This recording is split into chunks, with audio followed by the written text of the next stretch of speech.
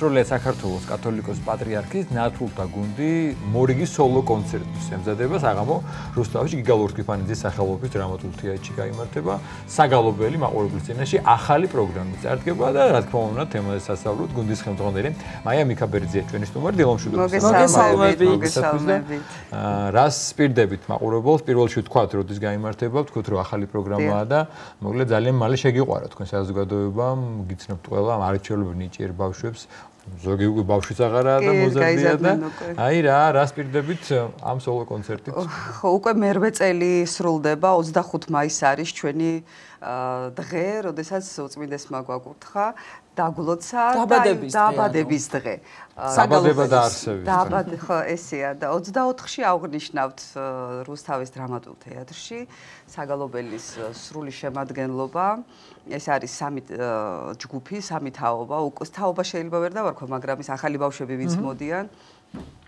ყველა იღებს მონაწილეობას და გვაქვს ერთი სიახლე უკვე ეს ბავშვები იმხელები არიან, ისეთ დიდები არიან, მათ აქვთ თავიანთი ამბავი მოსაყოლი, თავიანთი ისტორია და წამყვანებიც იქნებიან საგალობელს. რა საინტერესოა. აი, ნახე, ინტერესტ ჩართულები არიან გარდასაკვირველისა. ასევე გვაქვს სიახლევის, რომ რეპერტუარი გავამდიდრეთ, ხალხური საკრავების პედაგოგი მოვიწვიეთ.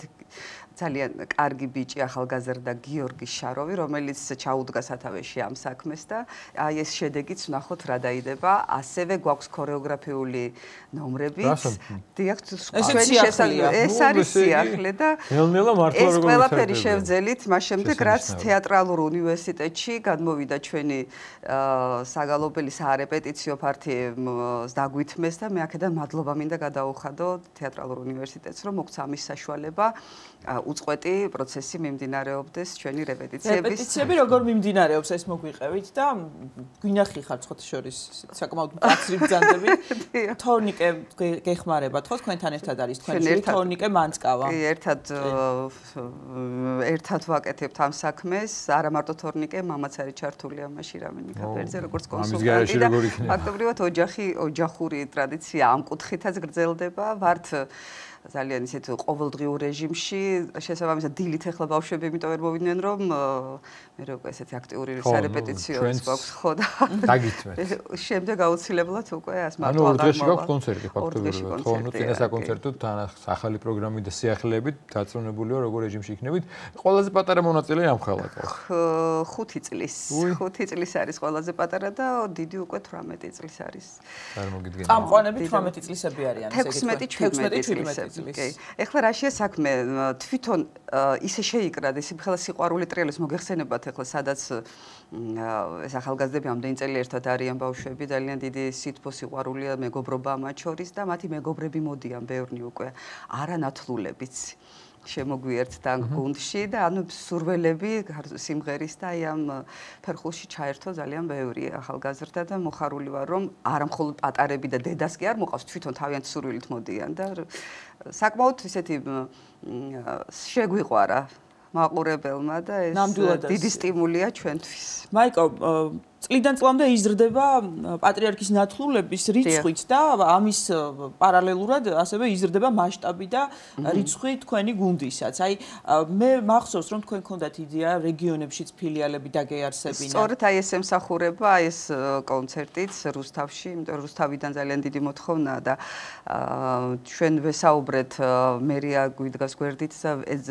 გამოიძებნება ფართი, სადაც სექტემბრიდან შევძლებთ უკვე ჩვენ რეპეტიციების ჩატარებას და გაიხსნება ფილიალი ჩვენ ვნახოთ რა შემოგთავაზებენ ჩვენ ველოდებით ამას რომ რუსთავში უკვე მოხდეს განხორციელდეს ეს იდეა რასაც ამდენი არაჩვეულებრივი იქნება დიდი შეწევა და დახმარება იქნება და რაც თქვა ელისაბედმა ესე იგი მართლა 50000 მიაღწია დაახლოებით ხო პატრიარქის ნათლულ გუნდმა და ალბათ აქედან გამომდინარე, ასაკიდან გამომდინარე, თქვენთანაც არის მომართვიანობა და იზრდება.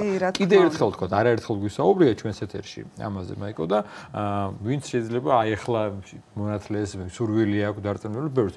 როგორ ხდება, რა არის საჭირო, რომ ნათლულები, რომელსაც შეიძლება შემდგომ მოუნდეთ ბავშვებს და მშობლებს, რომ ამ გუნდში იყვნენ და დარწმუნებულები ბევრს უნდა რა არის საჭირო ამისთვის? ამისთვის საჭიროა მხოლოდ და მხოლოდ ის რომ მოვიდნენ ჩვენამდე, ჩემამდე მოვიდნენ და გავიცნო.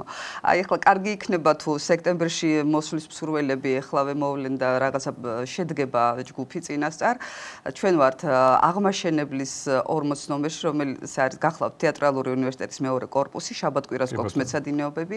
ასევე გვაქვს ჩვენი ვებგვერდი, სადაც მითითებულია საკონტაქტო და შეუძლიათ შეგვეხმიანონ. არ არის რთული ჩვენთან მოსვლა, რატომღაც გონიათ რომ რაღაც ბარიერი არსებობს, არანაირი ბარიერი არ არსებობს, ნათლულები, მათი დედმამიშვილები, თამამად შეუძლიათ მოვიდნენ. რასაკიდან აღარ გეკითხებით, იმიტომ რომ 5 წლის არის უკვე მონაწილე. 6 წელი დასასრულელია, ხო ვაცალოთ ის 5 წელი თავი ბავშვობაში, შემდეგ უკვე რაღაცა რაღაცები მნიშვნელოვანია. ძალიან მეხმარება უფროსი თაობა ამ ყველაფრის მოგვარებაში. არიან დედმამიშვილები? კი, როგორ არა 4-5 ერთად მოდის ხოლმე და ხანდახან ხუმრობ მე ხო არ მოგაკითხოთ ოჯახში. ანუ პატრიარქის ნათლულის რომ არ იყოს დედმამიშვილი შესაძლებელია. რასაკვირველია, კი, პირველი რაც გითხრა უწმინდესმა რომ მოვიდეს ყველა იმ დღესასწაულს. არ ვარი არ უთხრათ. ბატონი რამინი, სასიკადულო, დიდი მუსიკოსი, დიდი შემოქმედი, დიდი მომღერალი ცხადი არა მარტო თქვენს ოჯახში და თქვენს ანსამბლში, ძალიან ბევრი ანსამბლს ხელმძღვანელობდა, დაარსა, კურატორობდა, მისი აზრი და მისი გამოცდილება, რა თქმა უნდა, ფასდაუდებელია. თქვენ თქვით რომ ჩართულია ასევე და გეხმარებით. მოდის ხოლმე რეპეტიციებზე, ისმენს, აი რა კუთხით არის ჩართული, იმიტომ რომ ბატონი რამინის შეფასება, რა თქმა უნდა, ყველა მომღერლისთვის დიდი ბედნიერება. რა თქმა უნდა. ჩვენ ახლა როგორც გითხარით, სამი თაობა ხელმძღვანელობთ.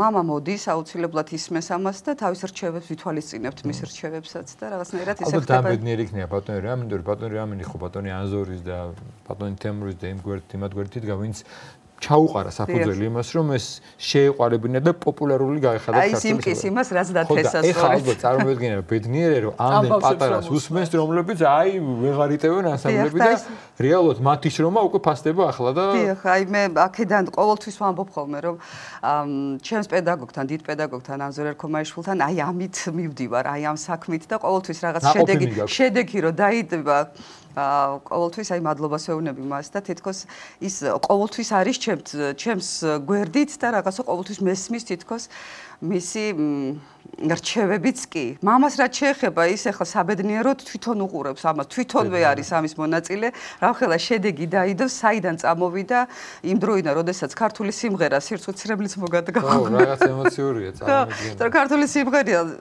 სირცხვილი იყო. პირდაპირ მნიშვნელობით ყველა მალავდა მართვეში ძალიან დიდი ნაწილი, ვინც არ იყო ტრადიციული ოჯახებიდან, ყველა მალავდა, რომ დადიოდა ხალხურ სიმღერებზე და ეხლა ყველას ჩოხის ჩაცმა უხარია, ეხლა ყველას აი ამდენი ბავშვი, ყველა მეორე ბავშვი მღერის სხვადასხვა გუნდებში და ჩვენ ჩოხაზე გამახსენდა ჩვენ ახალი სამოსიწყობს. ო, რამდენი სიახლე ქონია. ის საინტერესო ჩოხები და ყოველთვის ბაჟები უკვე შეიმოსნენ ჩოხებიც. აი აქვე მინდა ეს ჩვენი მოსაწვევები. დიდი მადლობა. მაშინ კიდევ ერთხელ მოსაწვევები გადმოგვეცით, მე კი ვიცი, მაგრამ კიდევ ერთხელ წავადგინოთ მაია, საათ როდის რომელ საათზე.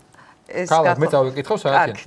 ქალაქ რუსთავის გიგა ლორთქიფანიძის სახელობის მუნიციპალურ პროფესიულ დრამატულ თეატრში გაიმართება საგალობელი სოლო კონცერტი, სადაც უამრავი სიახლე, როგორც გითხრეთ და დასაწყისი 17 საათზე ფიროსმანის 7, ვინც ერთხელ მათ ნამყოფია რუსთავში სადარი თეატრი, თუ არა და ძალიან ადვილი მისაგნებია და ძალიან დიდი სიხარული ელოდება ყველას ვიჩავა. აქედან მინდა მადლობა გადაუხადო სოსონ ემსაძეს თეატრის ხელმძღვანელს, ასევე რუსთავის მერიას, რომელმაც ეს დაგვითმო მათ ერთობლივად და ნახოთ ახლა ვცდილობთ რომ არ შევრცხვეთ და გეპატიჟებით დიდი სიამოვნებით წარმატება მათ, ვინც ელოდება საულცოლო კონცერტს 2 დღეში გაიმართებოდა და წარმატება და მადლობა თქვენ რომ უყურეთ დაგვითმეთ და ბედნიერ დღეს გისურვებთ. სრულიად საქართველოს კათოლიკოს პატრიარქის ნათლულთა გუნდის ხელმძღვანელი ქალბატონი მაია მიქაბერიძე იყო ჩვენი სტუმარი.